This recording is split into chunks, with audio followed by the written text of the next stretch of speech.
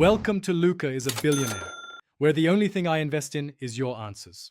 You start by opening the video and making sure captions are turned on. You want to access the captions menu quickly.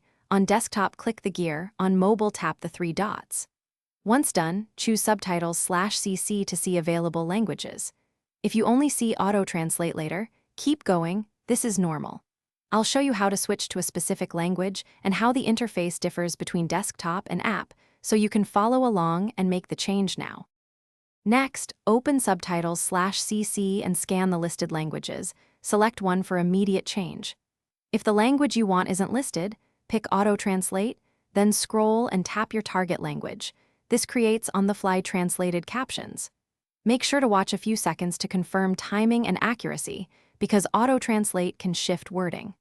Also check the options or appearance settings to adjust size and contrast. That makes reading easier when translations shorten or lengthen phrases. Finally, confirm the chosen subtitle language by playing several seconds and checking sync and legibility.